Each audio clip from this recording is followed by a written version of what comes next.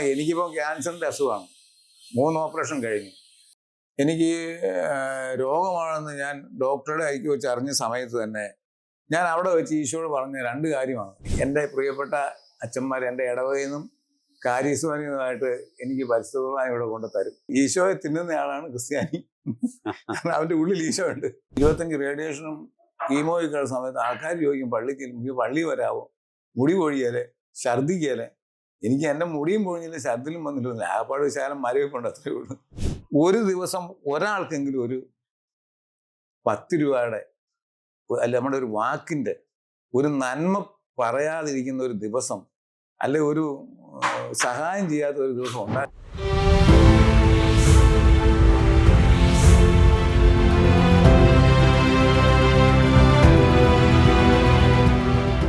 ഒത്തിരിയേറെ സ്നേഹം നിറഞ്ഞ ബേത്ലഹേം TV പ്രേക്ഷകരായ മാതാപിതാക്കളെ, സഹോദരങ്ങളെ, കുഞ്ഞുമക്കളെ, കുറേയേറെ വർഷങ്ങളായിട്ട് നമ്മുടെ നവജീവനിലൂടെയും നമ്മുടെ കൂടെയുള്ളവരുടെ ശുശ്രൂഷകളെ കുറിച്ചൊക്കെ പറയുവാനായിട്ട് കർത്താവായ ഈശോ നമുക്ക് തന്ന വലിയൊരു അനുഗ്രഹമാണ് ഈ ജീവിതം തന്നെ. നമ്മുടെ നവജീവൻ ആരംഭിച്ചിട്ട് 35 വർഷമാകുന്നു. 1990 മുതലുള്ള കാലഘട്ടങ്ങൾ കൂടെ നമ്മുടെ നീണ്ടൂരുള്ള തീയത്തേട്ട് ജോസിയേട്ടൻ സുഹൃത്തുക്കളുമായിട്ട് നമ്മുടെ നവജീവന് വരികയും അന്ന് മുതലേ നവജീവന്റെ ശുശ്രൂഷയിലെ സജീവമായിട്ട് പങ്കുചേരുകയും അവിടെ ഇരുന്ന് പ്രാർത്ഥിക്കുകയും ഒക്കെ ചെയ്ത നല്ല കാലങ്ങൾ ഓർക്കുന്നു.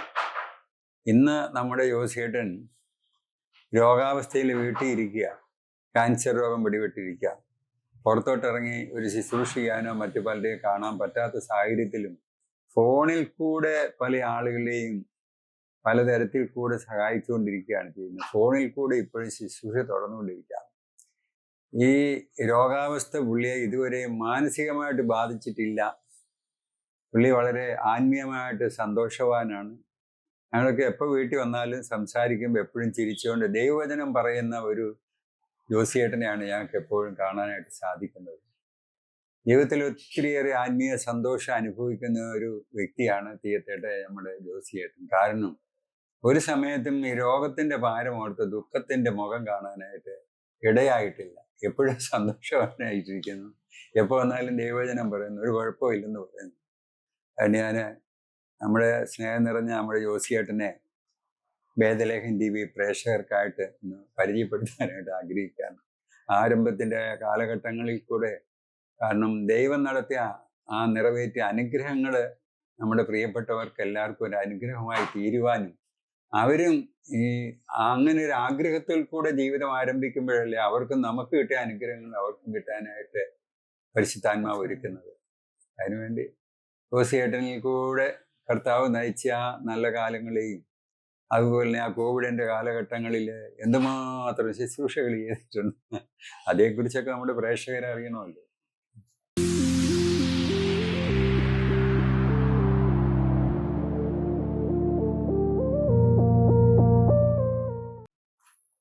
ജോസിയേട്ടാ, ഈശോ മിശിഹായിക്കും സ്തുതിയായിരിക്കട്ടെ. ദൈവനാമത്തിന് മഹത്വം ഉണ്ടാകട്ടെ. എത്ര വലിയ സഹായമാണേലും ചെറിയ സഹായമാണേലും വലിയ രോഗങ്ങളാണ്. ഇപ്പം എന്നെ സംബന്ധിച്ച് പറയുകയാണെങ്കിൽ എനിക്കിപ്പോൾ ക്യാൻസറിൻ്റെ അസുഖമാണ്. 3 ഓപ്പറേഷൻ കഴിഞ്ഞു. പക്ഷെ അന്നേരം ഞാൻ ഇങ്ങനെ പറഞ്ഞുകൊണ്ടിരിക്കും, ക്യാൻസറിനെ കഴിഞ്ഞും വലിയവരാണ് നമ്മുടെ ഉള്ളിലുള്ള ഈശോ. ലോകത്തെ കീഴടക്കുന്ന ഉള്ളിലാണ് നല്ല യോഹന്നാൻ സുവിശേഷം പറയുന്നത്. ഞാൻ ലോകത്തെ കീഴടക്കുന്നു. അപ്പോൾ ആ ലോകത്തെ കീഴടക്കി ഈശോ ഉള്ളിലുള്ളതുകൊണ്ട് ഞാൻ ക്യാൻസറിനെ ഭയപ്പെടാറില്ല. ഞാൻ എന്നോട് അതിന്റെ ജോസിയേട്ടന്റെ മുഖത്തും ഒക്കെ ആർക്കും തോന്നിയല്ല.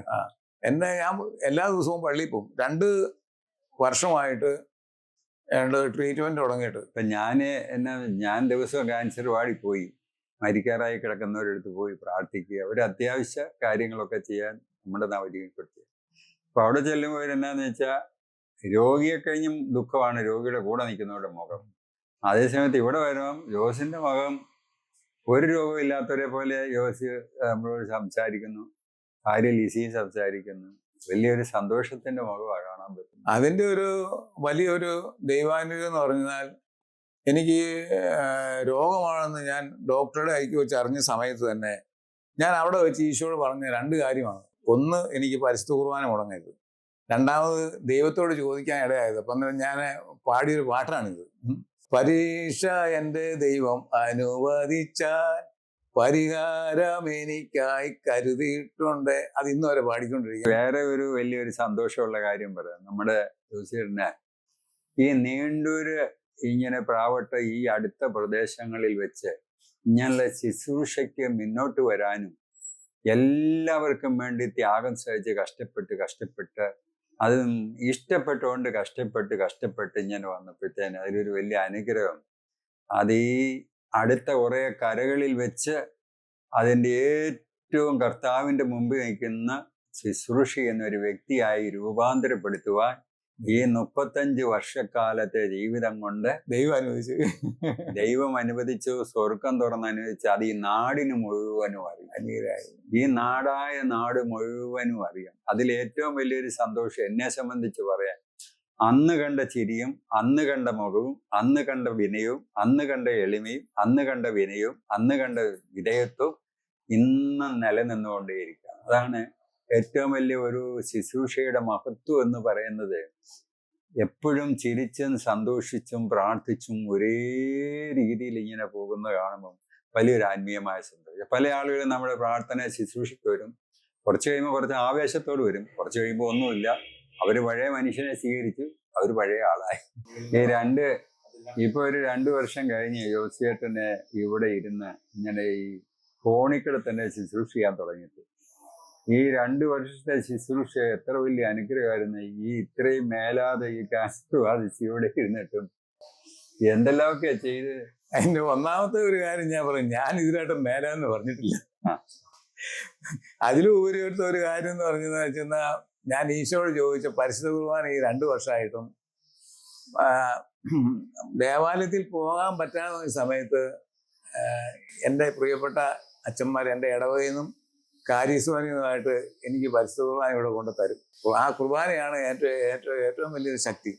പിന്നെ എൻ്റെ ശുശ്രൂഷ എന്താണെന്ന് വെച്ചെന്നാൽ, ആദ്യം ഉണ്ടായിരുന്ന അതേ ശുശ്രൂഷയിൽ ഒരു ശകലം പോലും കുറച്ചിട്ടില്ല. അല്ല, അതിൽ ഇച്ചിരി കൂടുതലായത്. കാരണം എന്നോട് പറഞ്ഞിരുന്നത് അവശിട്ട കോളനി കൊടുക്കാനാ, കുറച്ച് അരി തരാമെന്ന്. അപ്പം അരി കൊടുക്കുമായിരുന്നു. ആ ശുശ്രൂഷ ഉണ്ട്. അത് എങ്ങനെയാണെന്ന് പറയാം. 1000 വചനോത്സവാസം ഇവിടെ വരുന്നുണ്ട്, അതിവിടെയുണ്ട്. പിന്നെ ഇങ്ങനെ വീട്ടിൽ ഇങ്ങനെ ഇരുന്നപ്പോഴത്തേക്കും തോന്നി, മെഡിക്കൽ കോളേജിൽ ചോറ് കൊടുക്കാനും എല്ലായിടത്തും ചോറ് കൊടുക്കാനും ആളുണ്ട്. പാവപ്പെട്ട മനുഷ്യർ കോളനി വഴി വീട് വഴിയൊക്കെ താമസിക്കുന്നു. അപ്പൊ അവർക്ക് വേണ്ടിയിട്ട് ഒരു ശുശ്രൂഷ ചെയ്യണം. അങ്ങനെ ഞാൻ ആദ്യമായി ഈ വീട്ടിലിരുന്ന് ചപ്പാത്തിയും മുട്ടയൊക്കെ ഉണ്ടാക്കി. അപ്പൊ എനിക്ക് പോകാൻ പറ്റാത്തത് കൊണ്ട് എൻ്റെ കൂടെ ഒരു ചേട്ടനുണ്ട്, ജോണിയേട്ടൻ എന്ന് പറഞ്ഞ ചേട്ടൻ. ജോണിയേട്ടൻ, ആ ചേട്ടനാണ് ഇപ്പം ശരിക്കും എൻ്റെ ശുശ്രൂഷ ചെയ്യുന്നത്. അതായത് ഈ മാസിക കൊണ്ട് കൊടുത്ത്, കോളനി വഴി കൊണ്ട് കൊടുക്കും, ഉണ്ടാക്കുന്ന ഭക്ഷണങ്ങൾ കൊണ്ട് കൊടുക്കും. ഇപ്പം ഞങ്ങൾക്ക് 140 പൊതി ചോറോളം ഞായറാഴ്ച ദിവസം ഞാൻ ആരോടും ചോദിച്ചിട്ടില്ല, കേട്ടറിഞ്ഞ ആൾക്കാർ ഈ 140 പൊതി ചോറോളം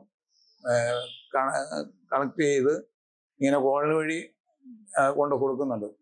മെഡിക്കൽ കോളേജിൽ കൊണ്ടുവന്നാൽ ഏതെങ്കിലും ഒരു സ്ഥലത്ത് വെച്ചാൽ മതി. 140 പൊതി ചോറ് കോളനി വഴി കൊടുക്കുകയാണെങ്കിൽ ഓരോ വീട് വഴി ചെല്ലും. അപ്പോൾ അങ്ങനെ പിന്നെ ഈ ആൾക്കാർ ഡ്രസ്സ് ചില കടക്കാരൊക്കെ തരും, കല്ലറയൊക്കെ ഉള്ള വട്ടമറ്റം കടക്കാരൊക്കെ ഇങ്ങനെ ഡ്രസ്സൊക്കെ തരും. അങ്ങനെ അത് കൊണ്ട് കൊടുക്കും. അപ്പം ഞങ്ങളിങ്ങനെ പോകുന്ന സമയത്ത് ഇങ്ങനെ ഏറ്റവും കൂടുതൽ ഞാൻ പറഞ്ഞു വിടാറുള്ളത്, ധ്യാനം കൂടാനായിട്ട് പൈസ ഇല്ലെങ്കിൽ, പിന്നെ അതുപോലെ തന്നെ ഒറ്റയ്ക്ക് താമസിക്കുന്നവർ, ബൈബിൾ ഇല്ലാത്തവർ, അങ്ങനെയുള്ള ആൾക്കാർക്കൊക്കെ നമ്മൾ കൂടുതൽ പരിഗണന കൊടുത്ത് അവരുടെ എന്താണ് ആവശ്യം എന്ന് വരുമ്പോൾ മരുന്ന് മേടിക്കാനായിട്ട് പൈസ ഇല്ലാതെ വിഷമിക്കുന്ന അപ്പനും അല്ല ഭാര്യയും ഭർത്താവും ഇല്ല, ജോലിക്ക് പോകാൻ പറ്റാത്തില്ല, അങ്ങനെയുള്ള ആൾക്കാരുമായിട്ടൊക്കെ ഉള്ള ഒരു ശുശ്രൂഷകൾ ഇങ്ങനെ നടക്കാറുണ്ട്. ആദ്യകാലങ്ങളിൽ ഉണ്ടായിരുന്നതിലും മേലാതിരുന്നപ്പോഴത്തേക്കും ചോറ് കൊടുക്കുന്ന ശുശ്രൂഷ പുതുതായിട്ട് തുടങ്ങിയതാണ്. ഇങ്ങനെ ഇതൊന്നും ആരോടും ചോദിക്കുന്നല്ല. ഇപ്പം ഇവിടെ ഇരുന്ന് ഈ ശുശ്രൂഷ ചെയ്യാൻ സാധിക്കാന്ന് പറഞ്ഞാൽ മുഴുവൻ എൻ്റെ പൈസ ഒന്നുമല്ല, വീട് പണിയുന്നോ അങ്ങനെയുള്ള കാര്യങ്ങളൊക്കെ. എനിക്ക് നല്ല ബന്ധങ്ങളുണ്ട്, നല്ല കൂട്ടുകാരുണ്ട്. അവരോട് ഇങ്ങനെ പറയും, ഞാൻ ഇങ്ങനെ ഒരു പാവപ്പെട്ട വീടുണ്ട്, അല്ലെ പാവപ്പെട്ട ഒരു വിദ്യാർത്ഥിയുണ്ട്, അവരെ പഠിപ്പിക്കണം, നേഴ്സിങ്ങിനൊക്കെ പിള്ളേരെയൊക്കെ വിടാനായിട്ട് പലരെയും ഇങ്ങനെ സാധിച്ചിട്ടുണ്ട്. അപ്പോൾ അവരോട് പറയുമ്പോൾ അവരത് ദൈവം അനുവദിക്കുന്നതാണെങ്കിൽ അത് ദൈവം അത് കൂട്ടിച്ചേർക്കും ആ വ്യക്തികളായിട്ട്. ഇപ്പം നിലവിൽ നമ്മളൊരു 3 വീടിൻ്റെ ഒരു പണി ഇങ്ങനെ തയ്യാറായി നിൽക്കുകയാണ്. അത് 2 പാറപ്പള്ളിയുടെ അവിടെയും 1 ഞങ്ങളുടെ നീണ്ടൂർ തന്നെയാണ്. അതിൻ്റെ തീരാറായിട്ടുണ്ട്.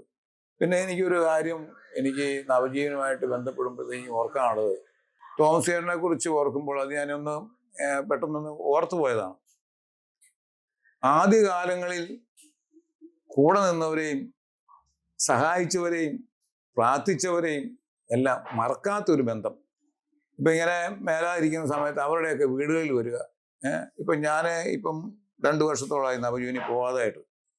കൂടെ ഈ വഴി എവിടെ പോയാലും അല്ലെ എന്നെ അന്വേഷിച്ചാണെങ്കിലും സമയം കിട്ടിയാൽ അതിലെ യോസെ വരാറുണ്ട്. ഞാന് അതിൽ പ്രസംഗത്തിലെ ഉള്ള ശുശ്രൂഷയെ പ്രത്യേകിച്ച് പറയാറുണ്ട്. ആപത്തിലെ സുഹൃത്തുക്കൾ ആത്മീയതയുള്ള ആത്മാർത്ഥതയുള്ളവരാ. സ്ഥാനമാനത്തിലും സമ്പത്തിലും എന്തെങ്കിലും പുരോഗമനത്തിൽ നിൽക്കുന്ന കാലത്ത് പല സുഹൃത്തുക്കളും പല സുഹൃത്തുക്കളും ആപത്തിൽ കാണരുത്. സമ്പത്തിലെ പല സുഹൃത്തുക്കളും ആപത്തിൽ കാണരുത്. എന്നാൽ ആപത്തിലെ സുഹൃത്തുക്കളാണ് ഏറ്റവും കൂടുതൽ ആത്മീയതയുള്ള ആത്മാർത്ഥതയുള്ള സുഹൃത്തുക്കൾ. ആ സുഹൃത്തുക്കളെയാണ് ദൈവം നമുക്ക് തിരഞ്ഞെടുത്തുകൊണ്ട് തരുന്നത്. അത് നമ്മുടെ വിവാഹം ആശീർവദിക്കുന്ന സമയത്ത് പുരോഹിതന് അവസാനം പറയുന്ന ഒരു ഭാഗമുണ്ട്. നിങ്ങളുടെ ആപത്ത് സമയത്ത് നിങ്ങൾക്ക് നല്ല കൂട്ടുകാരെ ദൈവം നൽകുമാറാകട്ടെ എന്ന്. അപ്പം അതുപോലെ തന്നെ തോമസേട്ടൻ ഞാൻ ഓർക്കുന്നൊരു കാര്യമാണ്. തോമസേട്ടൻ ഈ പറഞ്ഞ കാര്യം നമ്മുടെയൊക്കെ ഇടവപ്പള്ളികളിലൊക്കെ ഇങ്ങനെ ഇപ്പൊ എൻ്റെ ഇടവപ്പള്ളിയിലാണെങ്കിൽ എൻ്റെ അപ്പം പറഞ്ഞു കേട്ടിട്ടുണ്ട്. അന്ന് കല്ല് പോകുന്ന അച്ഛന്മാരുണ്ട്. ഇത് സ്ഥാപിച്ച അച്ഛന്മാരാരാണെന്ന് ഇപ്പൊ ഒന്നും അറിയത്തില്ല. അത് പ്രത്യേകമായിട്ട് എന്നെ ഇപ്പൊ ഓർമ്മിപ്പിച്ച് എന്നാന്ന് വെച്ചാൽ ഇസ്രായേല് ഇറാഖ് യുദ്ധം നടക്കുന്ന സമയത്ത് ഞാൻ ഒരു പ്രോഗ്രാം കണ്ടു. അപ്പൊ ഇസ്രായേലിൽ നമ്മുടെ പ്രധാനമന്ത്രി ചെന്നപ്പം അവിടെ പാർലമെന്റിൽ പാർലമെന്റിന്റെ തുടക്കം മുതലുള്ള ആ നേതാക്കന്മാരുടെ എല്ലാം പേരും കാര്യങ്ങളെല്ലാം അവിടെ കയറുന്നിടത്ത് എഴുതി വെച്ചിരിക്കുന്നു. അപ്പൊ ഞാൻ ഓർക്കാണ് നമ്മുടെ ഇടവപ്പള്ളിലൊക്കെ ഇപ്പൊ ഈ പള്ളിയെ പണിത് ആരാന്ന് ചോദിച്ചിരുന്നാൽ എന്നോട് ചോദിച്ചിരുന്നാൽ ഇതിന്റെ ആരംഭത്തിൽ അച്ഛനെയോ അല്ലെ ഇത് ഒന്നും അറിയത്തില്ല. പക്ഷെ അതൊക്കെ നമ്മുടെ ഇടവപ്പള്ളിലൊക്കെ നമ്മൾ ചെയ്തു വെച്ചിരിക്കുന്നതൊക്കെ നല്ലതാണെന്ന് തോന്നുന്നു. കാരണം വരുന്ന തലമുറകൾക്ക് അത് പറഞ്ഞു കൊടുക്കാനും ഒക്കെ ഒരു നല്ലൊരു കാര്യം. പള്ളി പണിത് ആരാന്ന് ചോദിച്ചാൽ ആർക്കും അറിയത്തില്ല. അന്നത്തെ ഇത്തിപ്പറമ്പിൽ അച്ഛൻ എന്ന് പറയുന്ന അച്ഛനാ. സ്കൂളിൽ പഠിക്കുന്ന കാല. അപ്പൊ ഈ ഇടവകദിനമൊക്കെ വരുമ്പോഴത്തേനെ ആ പള്ളി പണിത അച്ഛന്മാരെയും അന്ന് ആ അച്ഛന്മാരോടുകൂടി സഹകരിച്ചവരെ കുറിച്ച് തലമുറയ്ക്ക് പരിചയപ്പെടുത്തി കൊടുക്കുന്നത് ഏറ്റവും നല്ലൊരു കാര്യമായിട്ട് ഇങ്ങനെ തോന്നാറുണ്ട്. ഏറ്റുമാനൂര് ഈ പ്രദേശത്ത് 13 കോളനിയുണ്ട്. ഏറ്റവും കൂടുതൽ ഞങ്ങൾ കൈപ്പുഴ, ഏറ്റുമാനൂര്, പിന്നെ ഈ തച്ചിട്ട് കോളനി, ഇങ്ങനെ കുറെ കോളനിയുണ്ട്. എൻ്റെ പേരിന് ലിസ്റ്റ് എൻ്റെ ഇരിപ്പുണ്ട്. പക്ഷേ പേരെനിക്ക് മുഴുവൻ അറിയത്തില്ല. അങ്ങനെയുള്ള കോളനികളിൽ നമുക്ക് അത് ഈ ശുശ്രൂഷ എന്ന് പറഞ്ഞാൽ എവിടെയെങ്കിലും കൊണ്ട് ആരെങ്കിലും പറഞ്ഞിട്ട് കൊടുക്കുന്നതല്ല. ഞങ്ങൾ നേരിട്ട് കണ്ട് ബോധ്യപ്പെട്ടിട്ട് ചെയ്യുന്നൊരു ശുശ്രൂഷയാണിത്. അപ്പോൾ അതിനകത്ത് നമുക്ക് 100% നമ്മളെ കളിപ്പിക്കത്തില്ല എന്നുള്ള ഒരു വലിയ ഒരു ബോധ്യം നമുക്കുണ്ട്. അപ്പോൾ അവിടെ ചെല്ലുമ്പോഴത്തേക്ക് നമ്മൾ അവരുടെ പ്രയാസങ്ങളും വിഷമങ്ങളും അതിന് ഏറ്റവും കൂടുതൽ സഹായിച്ചത് നവജീവൻ തന്നെയാണ്. കാരണം ഇങ്ങനെ ഒരു ആഗ്രഹം വന്നപ്പോഴത്തേക്കും ഒറ്റയ്ക്ക് ചെയ്യാൻ പറ്റാത്തതുകൊണ്ട് ഞാൻ തോമസേട്ടൻ ഇച്ചിരി അരി ഉണ്ടെങ്കിൽ അപ്പോൾ അവിടെ കിട്ടുന്ന കുറച്ച് അരികളൊക്കെ അവിടെ ആവശ്യം കഴിഞ്ഞുള്ള അരികളൊക്കെ തരികയും ആ അരികൾ ഞങ്ങൾ ഇവിടെ കൊണ്ടുവന്ന് ഇവിടെ ഒരു ആക്റ്റീവായുണ്ട്. അതിന്റെ മുമ്പിൽ വെച്ച് ഇങ്ങനെ കോളിന് വഴി ഇങ്ങനെ നമുക്ക് റേഷനരി റേഷനരി വെക്കാൻ പറ്റാത്ത അരികൾ നമ്മളെ വിളിച്ചു തരും. അത് പിന്നെ അവിടെ ഉണ്ടായിരുന്ന കുറേയേറെ തുണികളുണ്ടായിരുന്നു. അതെല്ലാം ഇങ്ങനെ തന്ന് മുഴുവൻ ഇങ്ങനെ കോളിന് വഴിയൊക്കെ കൊണ്ട് കൊടുക്കാനായിട്ട് സാധിച്ചു. പിന്നെ അവിടെയൊക്കെ ചെല്ലുമ്പോൾ അവിടെ ഒറ്റപ്പെട്ട് താമസിക്കുന്ന അമ്മച്ചിമാരും അപ്പച്ചന്മാരും മക്കൾ നോക്കാത്തവരും മരുന്ന് മേടിക്കാം അങ്ങനെയുള്ള ഒരുപാട് ആൾക്കാരെയൊക്കെ നമുക്ക് പരിചയപ്പെടാനും അവരുടെയൊക്കെ വേദനകളിലും പ്രയാസങ്ങളും ശരിക്കും ഈ 50 നോയമ്പിൽ ഏറ്റവും കൂടുതൽ എന്നെ സ്വാധീനിക്കുന്ന ഇങ്ങനെ. അപ്പം അതിനെ ഏശയ്യാ പ്രവാചകന്റെ യഥാർത്ഥ ഉപവാസം എന്താണെന്നൊക്കെ പറയുന്നുണ്ടല്ലോ. അപ്പോൾ അതിനകത്ത് നമുക്ക് ആ കാര്യങ്ങളൊക്കെ നമുക്ക് ചെയ്യാനായിട്ടൊക്കെ നമുക്ക് സാധിക്കുന്നുണ്ട്. ഇവിടെ ഇരുന്നുകൊണ്ട് ഗൈഡ് ചെയ്യുന്ന എങ്ങനെയാണെന്ന് ചോദിച്ചാൽ ഇങ്ങനെ ഓരോ സാധനങ്ങൾ മാസിക ഇവിടെ വരും, അരി ഇവിടെ വരും, പിന്നെ സാമ്പത്തികമായ കാര്യങ്ങൾ കുറച്ച് ആരെങ്കിലുമൊക്കെ ഇങ്ങനെ എന്നെ വിശ്വസ്തതയുള്ളവർ കൊണ്ട് തരും. അത് കൃത്യമായിട്ട് അങ്ങനെ ചെയ്യും. പിന്നെ ചോറുംപൊതി ചെയ്ത് അത് ചെയ്യും. അങ്ങനെ ഇവിടെ വന്നിട്ട് എനിക്കിവിടെ ഒരു ചേട്ടനുണ്ട്, ജോണിയേട്ടൻ എന്നാണ് പേര്. പുള്ളി ഒരു പാവപ്പെട്ട മനുഷ്യനാണ്. പുള്ളി ഇങ്ങനെ ശുശ്രൂഷ ചെയ്യാനായിട്ട് താല്പര്യനാണ്. അപ്പൊ ആ ചേട്ടനെ ഇങ്ങനെ വണ്ടിയിൽ ഇങ്ങനെ കൊടുത്തുവിടും, എനിക്ക് പോകാൻ പറ്റാത്തതുകൊണ്ട്. ഇപ്പൊ ആ ചേട്ടന് പോകാൻ്റെ വണ്ടി മുഴുവനും കേടായി പോയി. അപ്പൊ ഇന്നലെ ഏറ്റുമാനൂർ പോയി ഒരു പുതിയ വണ്ടി ബുക്ക് ചെയ്തിട്ടുണ്ട്. എങ്ങനെ അതിന്റെ ബാക്കി പൈസ കൊടുക്കുമെന്ന് ചോദിച്ചാൽ അത് ഈശോ കൊടുക്കുമെന്ന് പറയും. ആരെങ്കിലും അതിന് സഹായിക്കും. അങ്ങനെ പോകുന്നു, അങ്ങനെ ഗൈഡ് ചെയ്ത് പോകുന്നു. ഈ രോഗാവസ്ഥയിലൊക്കെ ഇരുന്നുകൊണ്ടും ജോസിയേട്ടൻ കൂടുതൽ ശുശ്രൂഷ ചെയ്തുകൊണ്ടിരിക്കുന്നു. കൂടുതലൊക്കെ ശുശ്രൂഷിക്കാനുള്ള ആഗ്രഹങ്ങളും ഒക്കെ എന്ന് പറയുകയാണെങ്കിൽ ഇനിയിപ്പോ എന്നെ ഇപ്പോഴും ആൾക്കാരിങ്ങനെ ഫോണിൽ ഇങ്ങനെ വിളിച്ച് പ്രാർത്ഥന ചോദിക്കാറുണ്ട് രോഗാവസ്ഥയിലൊക്കെ. അപ്പൊ അവരോടൊക്കെ ഞാൻ പറയാനുള്ളത്, നമ്മൾ ഒന്നും ഞാൻ പറയുന്നത് നമ്മൾ ഭയപ്പെടരുത്. കാരണം ഈശോ പറഞ്ഞിട്ടുണ്ട്, ഭയപ്പെടേണ്ട, ഞാൻ നിന്റെ കൂടെയാണ്. കാരണം ഈശോ ഒരു ക്രിസ്ത്യാനിയെ സംബന്ധിച്ചോളം പറയുകയാണെങ്കിൽ പെട്ടെന്ന് എൻ്റെ ഓർമ്മയിൽ വരുന്നത് ഈശോയെ തിന്നുന്ന ആളാണ്. ഈശോയെ തിന്നുന്ന ആളാണ് ക്രിസ്ത്യാനി. കാരണം അവൻ്റെ ഉള്ളിൽ ഈശോ ഉണ്ട്. അപ്പൊ ഈ ലോകത്തെ കീഴടക്കിയ ഈശോ ഉള്ളിലുള്ളപ്പോഴത്തേക്കും നമ്മൾ ഭയപ്പെടേണ്ടത്. രോഗത്തിന്റെ മേലെ രോഗാണുക്കിടപ്പിൽ അവന്. അപ്പൊ നമ്മൾ ഭയപ്പെടരുത്. എന്ത് വന്നാക്കും, ഭയപ്പെട്ടാലും ഭയപ്പെട്ടില്ല, നമ്മൾ മരിക്കാനുള്ള സമയത്ത് നമ്മൾ മരിക്കും. ഇപ്പൊ ഞാൻ ഓർക്കാണ്, എൻ്റെ ഭാര്യ, എനിക്ക് മേലെ എന്നും പറഞ്ഞിട്ട് ഇങ്ങനെ കരഞ്ഞു നിലവിളിച്ചിരുന്നു. എൻ്റെ ഭാര്യയ്ക്കൊന്നും ചെയ്യാൻ പറ്റില്ല, ഇവിടെ വരുന്നവർക്കൊന്നും ചെയ്യാൻ പറ്റത്തില്ല. ഞാനിങ്ങനെ പറഞ്ഞും രാഗി ഇരുന്ന് കഴിഞ്ഞു കഴിഞ്ഞാൽ തന്നെ ഇവിടെ വരുന്നവർക്ക് ഒരു ആത്മീയ സന്തോഷമില്ല. അപ്പോൾ ഞാനിവിടെ വരുമ്പോഴത്തേക്ക് അത് ദൈവം നോക്കിക്കോളും, ദൈവം നമ്മളെ സുഖപ്പെടുത്തും. ബൈബിൾ മുഴുവൻ പറയുന്നുണ്ട് ദൈവം നമ്മളെ സുഖപ്പെടുത്തുന്ന ദൈവമാണെന്ന്. അപ്പൊ അങ്ങനെയൊക്കെ ഞാൻ പറയും. പിന്നെ എനിക്ക് സാഹചര്യം കിട്ടുകയാണെങ്കിൽ, പോകാനുള്ള വണ്ടി ഓടിക്കാവുന്ന ഒരു സാഹചര്യം വരികയാണെങ്കിൽ ഞാൻ ഇനിയും നവജീവനിലും വരും, മെഡിക്കൽ കോളേജിലും വന്നു. ഇങ്ങനെ ഞാൻ എൻ്റെ ഓർക്കുന്ന ഒരു കാര്യം, മെഡിക്കൽ കോളേജിൽ പൊയ്ക്കൊണ്ടിരുന്ന സമയത്ത് 10 രൂപ കയ്യിൽ ഒരു ചായ കുടിക്കാൻ ഇല്ലാത്ത ക്യാൻസർ രോഗികളെ ഞാൻ കണ്ടിട്ടുണ്ട്.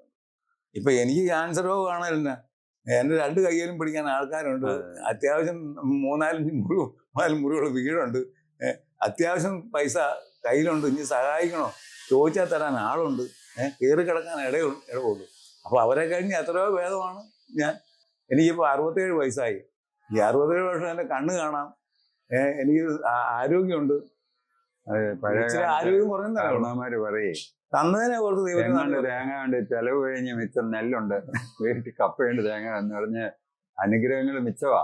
ഇതൊന്നും ഇല്ലാത്ത ആൾക്കാരില്ലേ, ഒന്ന് കയറി കിടക്കാനില്ലാത്ത ക്യാൻസർ രോഗികളില്ലേ. ഒന്നാമത് തന്നെ നമ്മൾ ഈ ക്യാൻസർ എന്ന രോഗി ഇതൊരു മഹാരോഗം, മഹാനായ ദൈവമാണ് ഏറ്റവും വലിയ മഹാൻ, ഏറ്റവും ശക്തനായവൻ ദൈവമാണ്. അപ്പൊ ആ ദൈവത്തെ ഓർത്ത് വാഴ്ത്തുക. പിന്നെ ഞാൻ ചെയ്യാനുള്ളത്, നേരത്തെ ഞാൻ ഒരു ഇന്റർവ്യൂ പറഞ്ഞായിരുന്നു, അങ്ങനെ വേദന ഉണ്ടാകുന്ന സമയത്ത് ഞാൻ ഈശോയെ സ്തുതിക്കും. കാരണം റോമ 8:28 ദൈവത്തെ സ്നേഹിക്കുന്നവർക്കും അവിടുത്തെ പദ്ധതി അനുസരിച്ച് വിളിക്കപ്പെട്ടവർക്കെല്ലാം ദൈവം. അപ്പം തീർത്ത് വേദനയാണെങ്കിൽ ചെരിഞ്ഞ കാണുന്നത് ഈശോയെ കെട്ടിപ്പിടിച്ചോണ്ട് ഈശോയെ സ്നേഹിക്കുന്ന ഒരു 10 പ്രാവശ്യം പറയും. ഇനി രാത്രി മുഴുവൻ ഉറക്കവും വേദനയില്ലെങ്കിലും ഞാൻ ചെയ്യുന്നത് എന്നാന്ന് ചോദിച്ചാൽ, രാവിലെ ആകുമ്പം എനിക്ക് ഒറ്റ വിചാരമേ ഉള്ളൂ, പള്ളിയിൽ പോകണം. ചാടി എണീറ്റ് ഞാൻ ഫ്രഷായി റെഡിയായി പള്ളി. 25 റേഡിയേഷനും കീമോയ്ക്കുള്ള സമയത്ത് ആൾക്കാർ ചോദിക്കും പള്ളി വരാവോ, മുടി പൊഴിയല്ലേ, ഛർദിക്കല്ലേ. എനിക്ക് എൻ്റെ മുടിയും പൊഴിഞ്ഞില്ല, ഛർദിലും വന്നില്ല, ആപ്പാട് ശാലം മരവിപ്പുണ്ട്, അത്രയേ ഉള്ളൂ. പിന്നെ ആരോഗ്യക്കുറവുണ്ട്, അത്രയേ ഉള്ളൂ. അപ്പം ഞാനിതുമായിട്ട് ഇങ്ങനെ ഇന്ന് രാവിലെ എന്നെ പള്ളി കഴിഞ്ഞ് വന്നപ്പോഴത്തേക്കും എൻ്റെ ഒരു സഹോദരി വിളിച്ചിട്ട് പറഞ്ഞു, ഞങ്ങൾക്ക് കുറച്ച് നാളുകൂടെ ജീവനോടെ കാണണം, ഈ പത്യം തിരിച്ച് പള്ളിയിൽ പോകണമെന്ന് ചോദിച്ചു. അപ്പൊ ഞാൻ പറഞ്ഞു, ഇങ്ങനെ ഈ 3 മാസം പത്യം നോക്കി ഞാൻ നല്ല മിടുമിടുക്കനാക്കി അലക്കി തേച്ച് ഇങ്ങനെ 3 മാസം 90 ദിവസം 91ാമത്തെ ദിവസം പള്ളിയിൽ പോകാൻ ഒരു ഉറപ്പുമല്ലോ ഉണ്ട്. ഇല്ലല്ലോ. ഞാൻ ജീവിച്ചാലും മരിച്ചാലും പൗലോസ്ലീഹ പറഞ്ഞാൽ ക്രിസ്തുവിന് വേണ്ടി ദൈവത്തിന്റെ കൃപയുണ്ടെങ്കിൽ നമുക്കിതെല്ലാം നമുക്ക് സാധിക്കും. പിന്നെ നമ്മുടെ വേദന ഞാൻ ഇതിനകത്ത് മനസ്സിലാക്കുന്ന വേദനയ്ക്ക് മുമ്പ് ദൈവത്തിന്റെ കൃപ ഇങ്ങോട്ട് വരും. ആ ശക്തി നമ്മൾ ദൈവത്തിൽ നിന്ന് സ്വീകരിച്ചിട്ടാണെങ്കിൽ, ഒരു ദിവസം ഞാൻ പഴയതുപോലെ തന്നെ പരിശുദ്ധ കുർബാന സ്വീകരിച്ചു കഴിയുമ്പോൾ ഞാൻ ദൈവത്തിന്റെ ആളായി. പിന്നെ എനിക്ക് സ്വന്തമല്ല. അപ്പം പിന്നെ ഈശോ എല്ലാം ഏറ്റെടുത്തു. പിന്നെ എനിക്കിങ്ങനെ വേദനകളൊക്കെ ഉണ്ടാകുമ്പോഴത്തേക്കും ഈശോയുടെ പീഡാസഹനത്തെ കുറിച്ച് ധ്യാനിക്കുമ്പം അതിൻ്റെ ഒരു മുടിനാര് പൊഴിഞ്ഞ സഹനം പോലും ഞാൻ സഹിച്ചിട്ടില്ല. പിന്നെ ഞാനിന്ന് ഇത്ര കിടന്നുകൊണ്ട് വാഴാപ്പാട് പെടുന്നത്. അപ്പൊ അങ്ങനെ എനിക്ക് ഒത്തിരി ആശ്വാസമാകാൻ അങ്ങനെ വാക്കുകൾ പറഞ്ഞ് രോഗികളെ എനിക്ക് ആശ്വസിപ്പിക്കാനും ഒക്കെ സാധിക്കുന്നുണ്ട്. ദൈവം അനുഭവിച്ചെന്ന ഇനി പുറത്തിറങ്ങി ക്യാൻസർ രോഗികളെ തന്നെ തിരഞ്ഞെടുത്ത് കണ്ടുപിടിച്ച് ക്യാൻസർ വാർഡിൽ ശുശ്രൂഷ ചെയ്യണമെന്ന് എൻ്റെ ആഗ്രഹം. നമ്മളെ ദിവസവും ക്യാൻസർ വാർഡിൽ പോയവരുടെ ദുഃഖങ്ങൾ കാണുക. എനിക്കാണ് ഇവിടെ ഇരുന്നിട്ട് എൻ്റെ ഏറ്റവും വലിയ സന്തോഷ കാര്യം, ഇവിടെ കെട്ടിടം പണിയുന്നുണ്ട്. അതിൻ്റെ പണി തീരുന്നതിലും വലുത് ഒരു ദിവസം ഒരാൾക്കെങ്കിലും ഒരു 10 രൂപയുടെ അല്ല നമ്മുടെ ഒരു വാക്കിൻ്റെ ഒരു നന്മ പറയാതിരിക്കുന്ന ഒരു ദിവസം, അല്ലെ ഒരു സഹായം ചെയ്യാത്ത ഒരു ദിവസം ഉണ്ടാകും. ഞാൻ ആൾക്കാർ എന്നെ അന്വേഷിച്ച് വന്നോട്ടെ, ഒരു കുഴപ്പമില്ല, എൻ്റെ ഉള്ള പോലെ കൊടുക്കും. ഇല്ലെങ്കിൽ നമുക്ക് അതിനുള്ള വഴി ഈ മനുഷ്യന്റെ ആഗ്രഹവും അവന്റെ നന്മയായ അവന്റെ ശുദ്ധതയാണെങ്കിൽ അവനെ വരുന്നുണ്ടെങ്കിൽ അവനെ ദൈവം സഹായിക്കാനായിട്ട് വേറെ ആൾക്കാരെ കൂട്ടിച്ചേർക്കും. ഞാൻ പണ്ട് തോമസേടൻ പറഞ്ഞ് ഓർക്കുന്നുണ്ട് ഒരു കാര്യം. എന്നാ നമ്മൾ സഹായിക്കേണ്ടവർ ആണെങ്കിൽ ഒന്നിൽ നമ്മുടെ അരികിലേക്ക് സഹായമായിട്ട് ആൾക്കാർ ഇങ്ങനെ വരും. ഇല്ലെങ്കിൽ നമ്മൾ സഹായിക്കുന്നവരിലേക്ക് നമ്മളെ കൊണ്ടുചെല്ലും. അങ്ങനെ ഈ ആളിന്റെ കാര്യങ്ങൾ ഇങ്ങനെ നടന്നുകൊണ്ടിരിക്കും. നമുക്ക് സ്വന്തമായിട്ടല്ലോ, നമ്മുടെ പേരിനും പെരുമയ്ക്കും വേണ്ടല്ല.